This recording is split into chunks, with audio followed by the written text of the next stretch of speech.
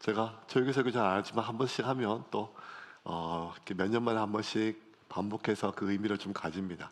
2019년도 구유라고 하는 오늘 본문으로 그걸 제목으로 같이 말씀을 나누는데 제가 했던 설교에도 불구하고 또 다시 한번 마음에 되새기는 그런 의미가 있는 것 같아요.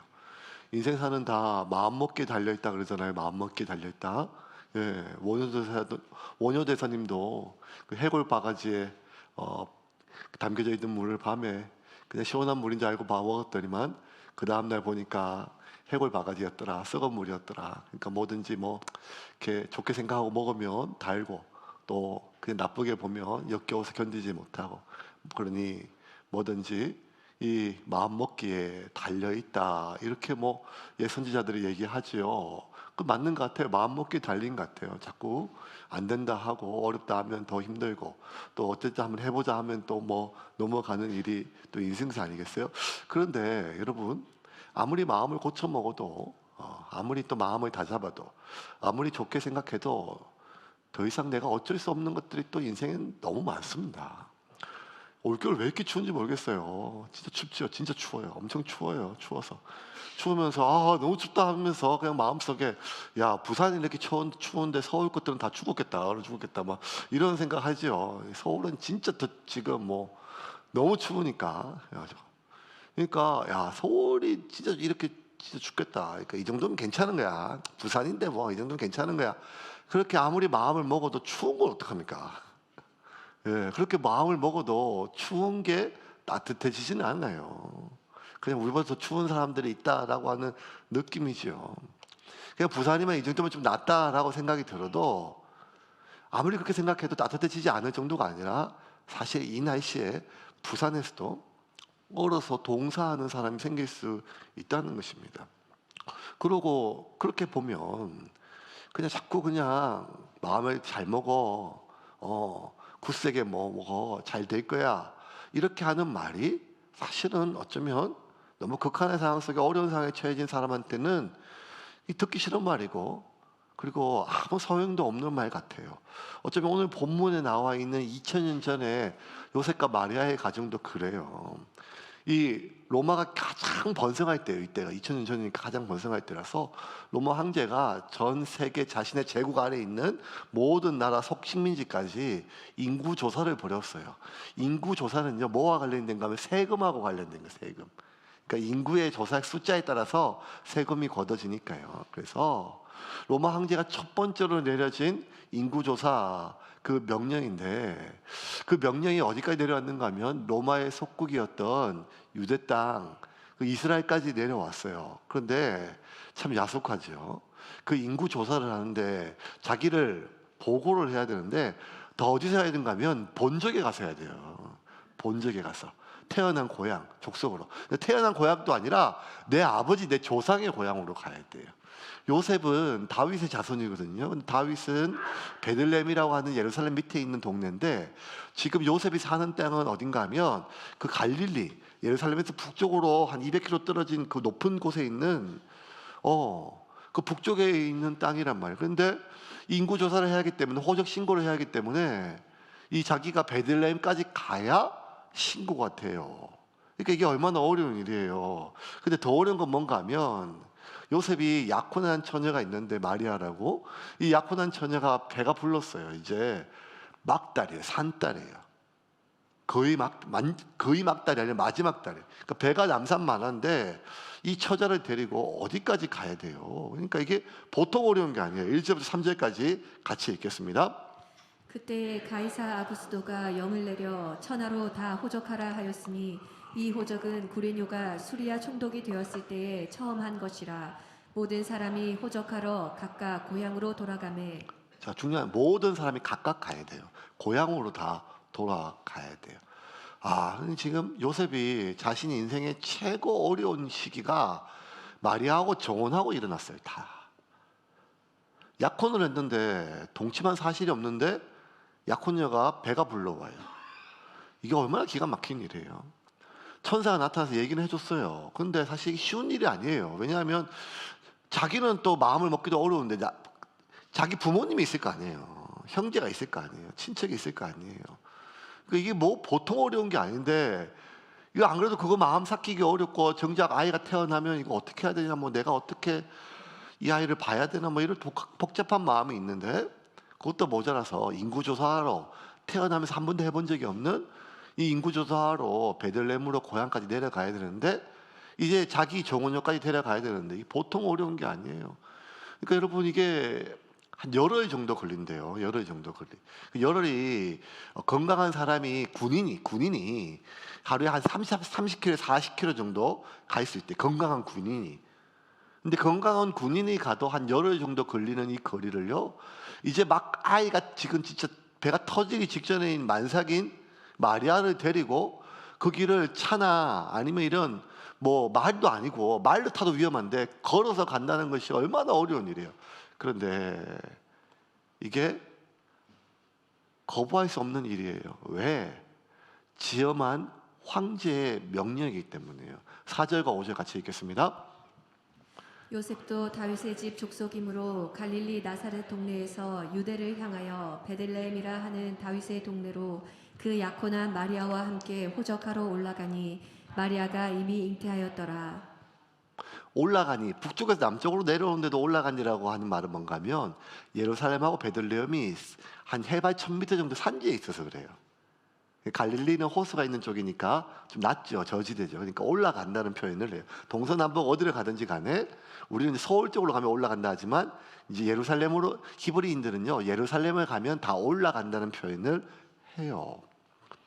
이 보통 어려운 게 아니에요. 이 어려운 일을 해야 돼요. 그런데 아니, 이 산모를 데리고 끝까지 가서 신고를 한다는 것이 이게 불가능한 일 아니겠어요? 그런데 아무리 불가능해도 황제의 지엄한 명령을 어떻게 어길 수 있겠어요? 그것도 가난한 목수가 자기 아내 사정 이런 것들을 전혀 고려될 수가 없죠.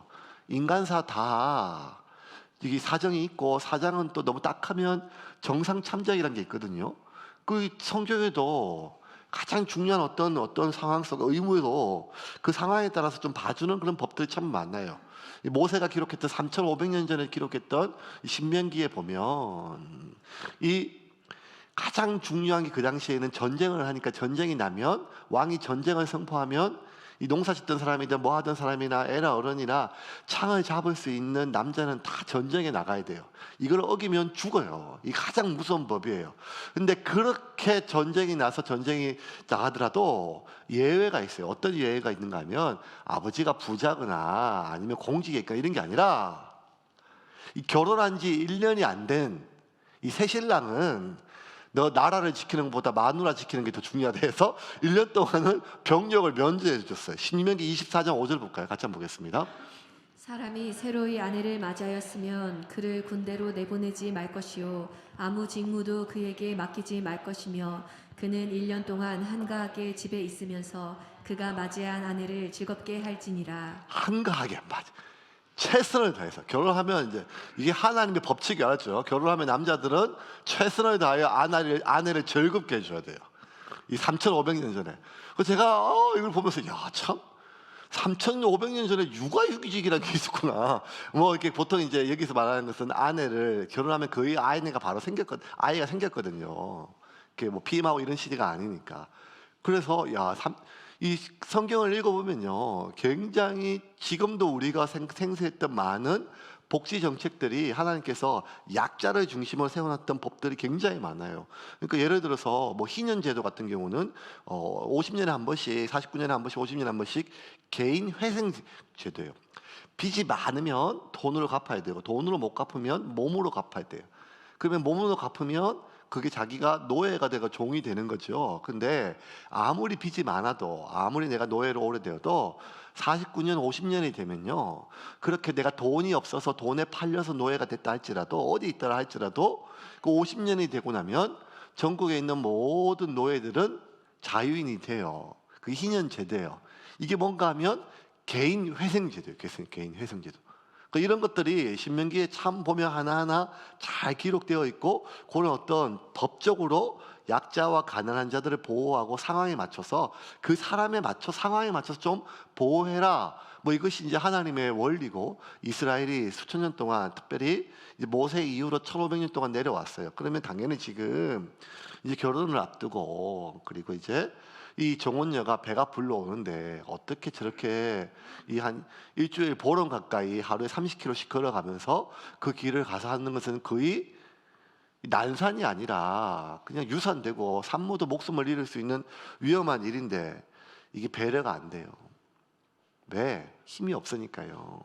힘이 없어서 나라도 뺏긴 상황 속에, 그것도 북쪽에 저 천민들 사는 갈릴리 지역의 가난한 목수가 어떤 힘과 백을 발휘해서 이거를 호적 조사를 미룰 수 있으며, 또 돈도 없으니까 어떻게 마차나 말을 구해서 갈 수가 있겠어요. 그러니까 이게 도저히 배려받아야 할 상황인데 배려받지 못해요. 세상 살다 보면요, 여러분, 정말 도움이 필요한 사람보다 정말 도움이 필요하지 않는 사람들이, 어쩌면 더 절박하지 않는 사람이 더 큰 도움을 받아요. 예를 들면 이런 거예요. 돈이 없으면, 돈이 없는 사람이 빚을 빌리겠죠. 빚을 빌려요. 그러니까 왜 빚을 빚는가 하면 돈이 없으니까요. 그래서 은행에 빚을 빚어요. 그런데요, 돈이 많은 사람들은 이자가 싸고 돈이 없는 사람은 이자가 비싸요. 상황이 더 절박하면 절박할수록 내가 상황이 얼마나 절박하고 얼마나 가난한 것을 은행에 알리면 더 낮은 은행으로 이자로 주는 게 아니라 더 비싼 이자로 내서 돈을 빌려야 돼요. 그러니까 여러분, 온 세상이요, 이게 어떻게 돌아가는가 하면 도움이 필요한 사람에게 도움이 되는 게 아니라 돈을 가진 사람이, 힘이 있는 사람이에요. 병원도 마찬가지 아니겠어요? 더 아픈 사람, 더 급박한 사람보다 어쩌면 의료 혜택은 더 돈이 있는 사람, 아니면 하다못해 병원에 아는 사람이 있어도 더 빨리 치료받을 수 있고, 뭐 이런 것들이 보면 이 세상 돌아가는 것들은 상황이 딱하고 급박하면, 힘들면, 어려우면 그럴수록 더 배려받고 정상 참작이 돼야 되는데, 그렇게 하나님께서 세상을 만드시고 법을 정해놨는데 세상은 오히려 반대라는 거예요. 힘으로, 돈으로. 그렇게 힘이 없으면, 돈이 없으면 상황이 아무리 절박해도, 아무리 위급해도 배려는커녕 그냥 더 급박한 상황 속에 자기를 몰아갈 수밖에 없는 것이, 어쩌면 이 땅에 살아가는 민초들의 수천 년 동안 이어온 삶의 고난이겠죠. 너무너무 힘들어요. 그래도 요셉이 어떻게 하겠어요? 아내를 데리고 끌고 업고 그래가지고 막 가서 겨우 보름 만에 이 베들레헴에 도착을 했어요. 기진맥진이에요. 근데 여러분, 이 베들레헴에 여관을 구하지 못해가지고 어느 한 고석에 마구간에, 이 만삭에 이제 금방 양수가 터질 이 산모를 누이고 하룻밤을 자요. 왜 마구간에 잤겠어요? 돈이 없어서 그렇죠. 아니, 보면 전국에 있는 사람들이 다 모여들고 고향으로 도니까 방구하기가 어렵겠죠. 근데 여러분, 대한민국에서 최고로 방구하기 어려운 곳이 8월달 해운대 아니겠어요? 근데 그 어려운 것도요, 여러분, 돈만 내면 구하죠. 비싸서 그렇죠. 상황이 없어서 그런 게 아니라 지금 돈이 없으니까 방을 못 구하는 거 아니겠어요? 그런데 평생에 한번 가장 중요한 시기에 요셉이 남편인데 자기 아내 만삭에 이까지 끌고 내가 힘이 없어서 어디 한번 업소하지도 못하고 관공서에 뭐 얘기 한번 못한 채 힘이 없어서 이까지 끌고 온 것도 미안한데, 죽었던 살던 기진맥진 겨우 숨만 묻어 있는 이 산모를 방에 못 재우고 마구간에 재운다 생각하니까 이게 얼마나 기가 막히고 서럽고 또 미안한 일이고 어려운 일이겠어요. 상상 한번 해봐요. 보름 동안 겨우겨우 만삭이 그렇게 와가지고 죽었던 살던 와서 이제 여관에 방도 못 들어가고 마구간에 한 그 온갖 동물들의 오물과 여물이 있는 곳에 산모를 옆으로 누웠어요. 왜 옆으로 누워요? 애 낳으신 분 아시잖아요. 배가 부르면 똑바로 못 누워 힘이 배를 엎어도 못하는 당연하고, 옆 모로 누워가지고 겨우 숨을 쉬는데, 모로 누우면 어떻게 되는가 하면 옆에 있는 그 집단이나 지푸라기에 붙은 오물들이 옆으로 다 얼굴에 맞들어드는 거예요. 숨만 쉬고 있는 거예요. 그날 밤 이 요셉이 생각하는 진짜 힘없는 자의 비루함에 대해서, 자신의 상황이 이렇게 급박한데도 하나도 배려받지 못하는 힘없음에 대해서, 그리고 돈이 없으니까 인생에서 가장 힘든 이 시기에 내 아내를 저렇게 똥냄새 나는 이 마구간에 옆으로 모로 누워서 숨만 쉬고 있는 아내를 봤을 때 얼마나 비참했겠어요. 그 힘없음의 비루함과 가난하면 비참함이 막 몰려오는 그때예요. 그런데 이 불행은 한꺼번에 오잖아요. 그렇게 마음이 서러운 그날 갑자기 양수가 터져요. 이걸 보니까 이제 그 길을 걸어왔으니까 양수가 이게 안 터질 수가 없죠. 근데 초인적으로 이 마리아가 참았던 것 같아요. 길 가다가 애를 넣을 수가 없으니까. 그래서 누우니까 바로 양수가 터졌어요. 양수가 터져가지고 부랴부랴 뭐 사람 부를 것도 없이 애를 받았어요. 애를 받아가지고 그 핏덩이를 이제 싸가지고 씻지도 못하고 마구간이니까 그 대충 천으로 싸가지고 애를 눕히는데 어디를 눕히는가, 눕힐 데가 없으니까 여물통에 눕혔어요. 여물통. 구유가 여물통이죠. 여물통. 예, 여물통이에요. 여물통이 뭐 그 온갖 오물과 배설물과 뭐 먹는 것이 다 전부 다 오물에 묻어 있는 게 여물통이거든요. 그러니까 그 핏덩이를 급하게 받아가지고 닦아가지고 어디에 있는가 하면 그 오물통에, 여물통에, 구유에 아이를 눕혔습니다. 이거는요, 제가 읽을 때마다 참 기가 차요. 애 있는 부모님들 다 겪어보셨잖아요. 첫애 태어날 때 어땠어요? 첫애 태어날 때. 요새는 거의 다 아이들이 한두 명이니까 얼마나 귀해요. 애 태어나면요, 벌써 2달, 3달 전부터 초비상이에요. 그래서 벌써 다 준비, 배냇저고리부터 손싸개부터 시작해가지고 여러분 백화점 가고 어딜 가가지고 정말 좋은 거 하고, 그리고 또 산후조리에서 나오면요, 제일 중요한 게 목욕통 아니에요. 목욕통. 그러면 물 온도 맞춰가지고 물 온도 맞춰서 소독하고, 퇴근해가지고 애 볼 때 제일 먼저 뭐예요? 소독부터 해요. 저리가 해가지고 하고, 어디 촌에서 또 시부모님 올라와가지고 애를 막 물고 빨려고 하면 기겁을 하죠. 해가지고 막 그냥 어머니 뭐 이렇게 그동안 뭐 한마디도 못했지만 자식은 시켜야 되니까 안 돼요 하고 막 이렇게 해서 그래서 막 하고. 그러니까 애 태어나면, 첫애 태어나면 여러분 제일 귀하니까요. 우리나라 그렇게 보릿고개 못 살고 힘들어도 첫애 태어나면요, 배냇저고리 준비해가지고 깨끗한 물 준비하고 깨끗한 곳에 눕히고. 여러분 이거는요, 동서고금을 막론하고 아이는 제일 소중하니까 그 소중한 아이를 배려하고 지키고 하는 것들은요, 그 당연한 건데, 요셉이요 급하게 아이를 받아가지고 그 소유 여물통에 아이를 눕혔어요. 그러니까 얼마나 해요. 그런데 더 기가 막힌 거는 마리아예요. 마리아 자기가 잘못한 것도 아니에요. 성령이 와서 잉태한다고 했고 천사가 했을 때 그 말 못 반신반의했는데 어쨌든 배가 불러왔고, 그러니까 끽소리 못하고 왔겠죠. 그래도 남편 요셉이 고마웠어요. 조은한 약혼자가 자기 돌로 쳐 죽여야 되는데 그러지 않고 이까지 데려온 것도 고맙고 그렇게 했는데, 그야 끽소리를 안 하고 그 만삭에 터지는 배를 안고 부여잡고 하루에 30km씩 그렇게 걸어가지고 이 먼 데를 와서 겨우 기진맥진 숨만 붙어 있었는데 마지막에 애를 낳았어요. 그러니까 마리아가 탈진이에요. 탈진. 이 산모가 탈진이에요. 몸이 다 힘이 빠져가지고 이제 그냥 탈진돼서 기진맥진 축 늘어져서 봤는데, 자기 힘든 것도 고사하고 자기가 낳은 아기를 봤는데 피도 온전히 못 씻고 그냥 닦아가지고 여물통에 누워있는 아기를 보니까 마리아가 눈물이 안 터지겠어요. 왜냐하면 내 힘든 건 내 서러움을 찾겠는데 내가 내 새끼가, 그러니까 아기한테 너무 미안한 거예요. 아기한테 이 마구간에서 애를 태어나게 하고 뱃속에서 내가 그렇게 마지막까지 위험하게 걸어오고, 그런데 이제 태어나서까지 애를 저 여물통에 누워있는 아기를 보니까 애는 우는데 너무너무 애한테 미안한 거예요. 그러면서 그 온갖 서러움, 힘없는 자의, 가난한 자의 그 비로함과 서러움이 왕창 밀려오지 않겠어요? 사실 뭐 이런 종류의 이야기는 뭐 저도 어머니한테 맨날 들었어요. 야야야, 내가 얼마나 고생한 줄 아냐?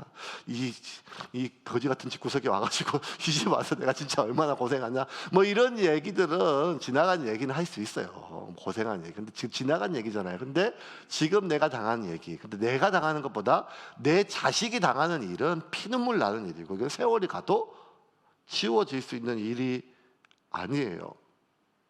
어쩌면 여러분 크리스마스에 예수님 탄생하시고 동방박사 아기들 오고 뭐 이런 것들 굉장히 참 따뜻하고 캐롤이 들리고 행복한 일은 그렇지만, 실상 원래 성탄절, 성탄의 그날은 그렇게 행복하고 따뜻하고 좋은 날이 아니라 세상에 가장 비루하고 비참하고 슬픈 날이었어요. 아기한테도 마찬가지고 산모 마리아한테도 마찬가지고 옆에 그것을 지켜보고 아무것도 해줄 수밖에 없는 아버지 요셉도 똑같이 어쩌면 가장 서글프고 비참하고 그리고 세상에서 가장 귀한 아기가 제일 더러운 여물통에 누워 있는 날이 성탄의 그날이었었어요. 그게 7절까지예요. 근데 누가는 그걸 굉장히 자세하게 이 가정의 서글픔과 비루함을 표현했다가 8절부터 갑자기 전체적 문맥이요. 마치 영화에서 막 음악 나오고 막 힘들었다 갑자기 밝은 음악으로 바뀌는 것처럼 장면이 바뀌어요. 그게 뭔가 하면 하늘에서 천사가 나타나가 천군 천사가 나타나서 그 유대 땅에 있는 양치기들에게 얘기를 해요. 야, 이 땅에 구원할 메시아가 태어났다. 하늘엔 영광이요 땅에는 평화로다. 지극히 높은 신자의 하나님의 놀라운 평화가 이 땅에 임했다. 구원자가 왔다. 메시아가 왔다. 뭐 이런 장면으로 하면서 갑자기 비참하고 서럽고 비루하면서 영광, 거룩함, 천사 뭐 이렇게 장면이 바뀌어요. 9절 한번 보겠습니다. 9절입니다. 주의 사자가 곁에 서고 주의 영광이 그들을 두루 비춤에 크게 무서워하는지라. 주의 사자, 주의 영광 뭐 이렇게 다 바뀌어요. 그러면서 뭔가 하면 메시아가 이 동네에 태어났다는 거예요. 구원자가 하나님의 아들이 이 나라에 이 민족에게 이 동네에 태어났다. 얼마나 놀라운 일이냐, 얼마나 영광스러운 일이냐 하고 하니까 막 목자들이 난리가 났어요. 제침에 겁을 내다가 막 기뻐가지고 진짜. 왜냐하면 히브리인들은 언젠가 메시아 다윗 같은 왕이 다시 태어나서 우리를 다시 회복시킬 거다 뭐 이런 그 메시아를 기다리는 마음이 있었거든요. 그런데 이제 로마의 압제까지 시작되고 식민지가 되니까 너무 간절했어요. 그랬는데 하늘에서 천사가 나타나서 이제 이 로마의 압제에서 벗어나고 이제 히브리인들의 모든 고통에서부터 구원할 그런 메시아가 왔다 태어났다 얘기하니까 너무너무 기뻐요. 그래서 이제 천사가 얘기하길 그 메시아에게 가서 구원자에게 가서 경배하고 이 찬양하고 예를 다해라 하니까 뭐라고 하는가 하면 근데 그분이 어떤 분인지 어디서 태어났는지 우리가 그분을 어떻게 찾습니까 하니까 천사가 뭐는가 하면 찾을 수 있다. 왜? 그 아기가 구유의 여물통에 누워 있다.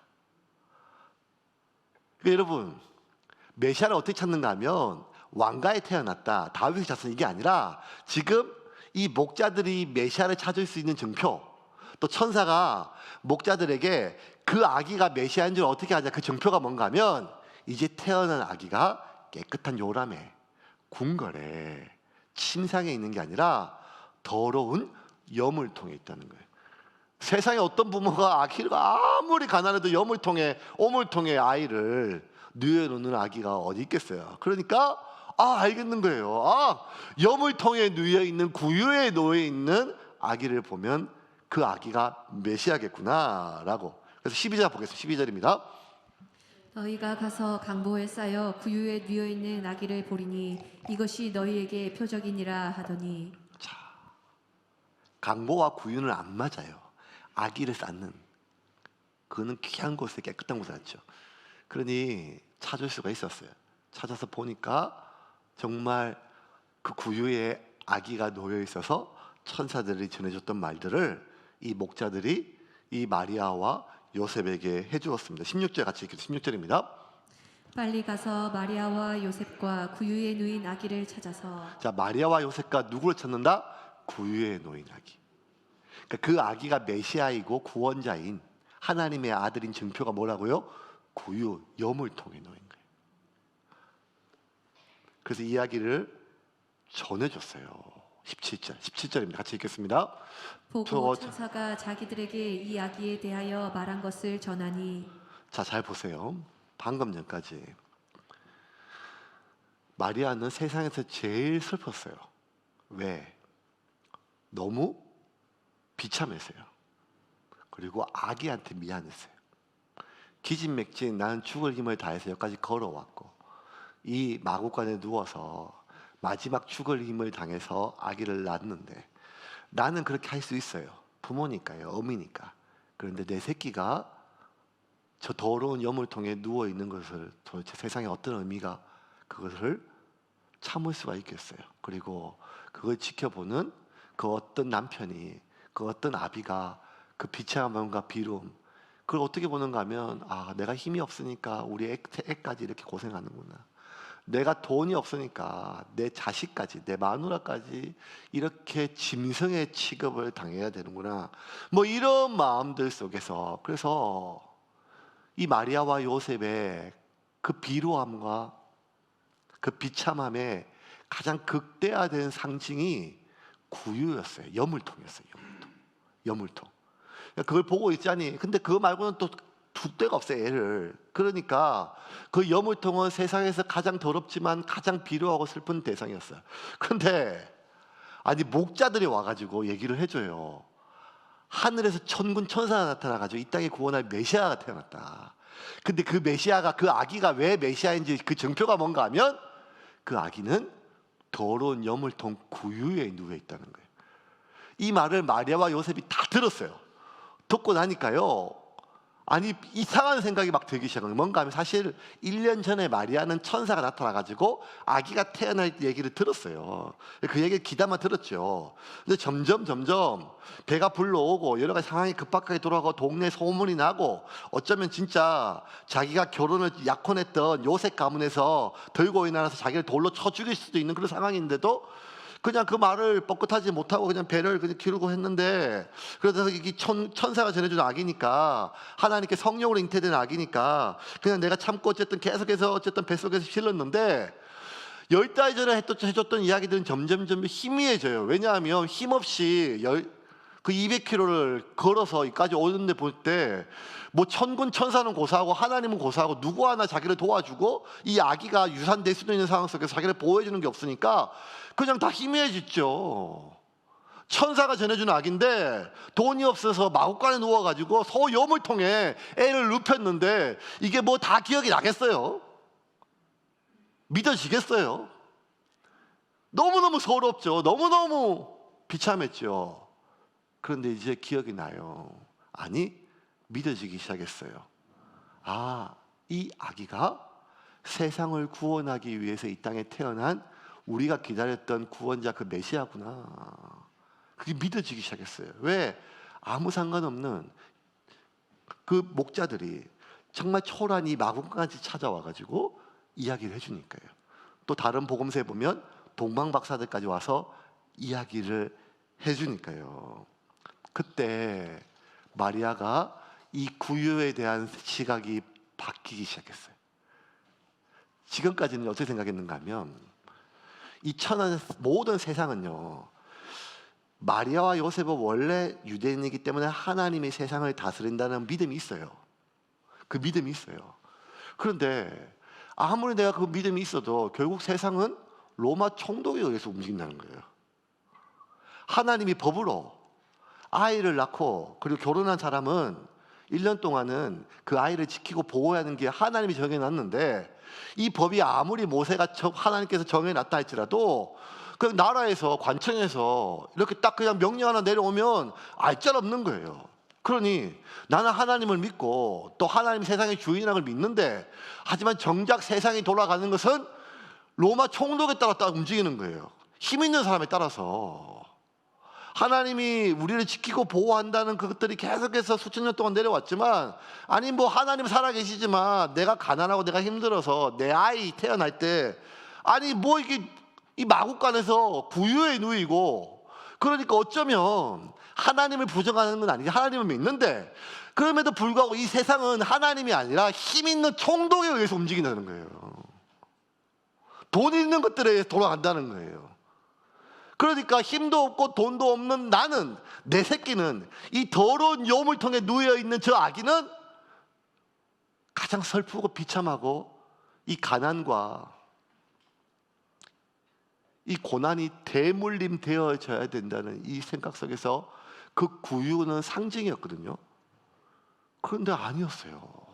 천사들이 목자들을 통해서 전해진 얘기를 들으니까 10달 전에 그 가브리엘 천사가 전해준 말이 맞았어요. 그리고 그 비참했던 비루했던 상징이었던 구유가 오히려 이 아기가 하나님의 아들 메시아라고 하는 증거라는 거예요. 그러자 뭐까지 다시 다 재해석되는가 하면 그 로마 총독 아우구스토가 명령을 내려가지고 세금 거두려고 온 나라 사람들이 이렇게 하고 우리도 이렇게 온 줄 알았는데 아니었어요. 뭐였는가 하면 아기는 베들레헴에서 태어났어야 됐어요. 원래 그게 하나님의 예언이었어요. 그러고 보니까 하나님이 이 아기 때문에 저 총독에게 명령해가지고 모든 전 세계 사람들이 고향으로 돌아가서 호적 신고를 해야 됐고, 그러니까 모든 게 다 재해석됐어요. 그전까지는 힘이 없어가지고 내가 이 고생을 하고 돈이 없어서 이렇게 비참한 줄 알았고 이런 줄 알았던 그게 아니라 모든 게 다 이 아기가 누구인지가 확인되고 믿어지니까, 확신되니까 내가 힘이 없어서 만삭의 임산부에도 배려받지 못하고 여기까지 와서 호적 신고하는 게 아니라 하나님이 이 모든 세상의 법과 권위자와 이 모든 것들을 조정하셔서 나를 베들레헴까지 오게 하셨구나. 나는 돈이 없어서 힘이 없어서 내 새끼 하나 보호하지 못하는 것이 아니라 그는 하나님의 뜻과 섭리에 따라 우리 아기가, 그리고 우리 가정이 이 마구간과 여물통 위에 놓여 있구나 라는 해석이 되니까 감사함으로 바뀌었어요. 무엇 때문에? 마구간이 궁전으로 변해서가 아니라 여물통이 아주 초고가 아이의 요람으로 바뀌어서, 그렇게 바꿀 수 있는 경제적 여유가 생겨서, 그런 힘이 생겨서가 아니라 내 안에 내가 낳았던 지금 우리와 함께하고 있는 이 아기가 하나님의 아들임을 확인할 때 모든 내 상황이 재해석되기 시작했어요. 이제 좀 말씀을 좀 정리하겠습니다. 메리 크리스마스입니다, 여러분. 메리 크리스마스입니다. 제가 오늘 들어올 때 전부 다 메리 크리스마스, 메리 크리스마스 이렇게 얘기했어요. 메리는 뭐 축하한다, 복되다 뭐 이런 뜻이겠죠. 안녕이란 뜻입니다. 안녕. 우리 사람 만나면 안녕하시잖아요, 묻잖아요. 안녕하세요, 뭐 식사하셨어요? 라고 묻기도 하지만 메리 크리스마스인데 안녕하십니까? 성탄절 묻는 건데, 여러분 우리가 그렇게 서로 화답했지만 여러분 진짜 지금 안녕하십니까? 성탄절이 지극히 높은 곳에서는 하나님께 영광이요, 땅에서는 기뻐하심을 입은 사람들 우리 중에 지금 평화입니까? 성탄토리를 만들고 이제 이 지루한 설교가 끝나면 우리 귀한 꼬맹이들이 나와가지고 이제 발표도 하고 그게 다 하겠지만, 여러분은 정말 내가 하나님 믿고 예수님 믿으니까 오늘 예배 왔고 내 안에 예수님이 계셔요. 그런데 여러분은 이 성탄절이 기쁘고 평화롭고, 그리고 여러분 안에 있는 이 평화가 지금 주변에 있는 다른 곳으로 흘러가고 있습니까? 상황이 다르지, 시대가 다르지. 어쩌면 2000년 전에 마리아와 요셉과 비슷한 상황 속에 처해져 있는 사람들이 얼마나 많습니까? 어쩌면 내 인생을 살아오면서 지금이 가장 도움이 필요한 시기인데, 도움은 필요한 사람에게 주어지는 것이 아니라 힘 있는 사람에게 주어집니다. 어쩌면 인생에서 가장 위로가 필요한 시기인데, 위로가 필요한 사람에게 주어지는 것이 아니라 무언가 많이 가지고 높은 사람에게 찬사와 위로가 주어지는 시기입니다. 그래서 나는 하나님을 믿지만 세상은 여전히 힘 있는 자들에 의해서 움직이고, 나는 하나님이 나를 먹이고 입히심을 고백하지만 내가 내일을 먹고 내일 내 새끼 입에 음식을 집어넣을 수 있는 것은 오늘 쥐고 있는 이 돈에 달려 있다는 것이 우리의 현실입니다. 그래서 우리의 현실은 참 비루하고 우리의 상황은 참 서글픕니다. 그래서 나는 이 상황 때문에 어쩌면 슬프고 서러운 삶이 이 순간일 수가 있습니다. 그래요, 맞아요. 그거 부인할 수 없어요. 근데 여러분, 세상이 바뀌는 것은 상황이 바뀌는 것이 아니라 내가 처해져 있는 이 상황이 재해석될 때입니다.